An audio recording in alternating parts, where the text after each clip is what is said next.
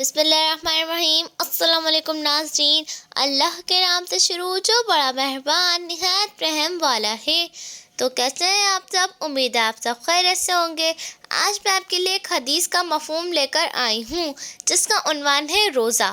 جس طرح نماز پڑھ کر اللہ تعالیٰ سے ہم اپنی محبت کا اظہار کرتے ہیں، اسی طرح روزہ رکھ کر ہم یہ بھی ظاہر کرتے ہیں کہ ہم اللہ تعالیٰ کی فرمانبرداری اور محبت میں پورا مہینہ بھوکے پیاسے رہ کر اس کے حکم کی تعمیل کر سکتے ہیں۔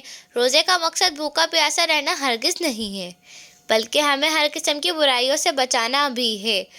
روزہ رکھ کر ہم اللہ تعالیٰ سے اپنی محبت کا اظہار کرتے ہیں، جس سے اللہ تعالیٰ بہت خوش ہوتا ہے اور یہ ہماری بخشش کا سامان ہے۔ سبحان اللہ۔ اگر آپ کو میری ویڈیو پسند آئی ہو تو اس کو زیادہ سے زیادہ شیئر کریں، میرے چینل کو سبسکرائب کر دیں، ویڈیو کو لائک کر دیں، بیل آئیکن کو کلک کر دیں۔ اللہ حافظ۔ السلام علیکم۔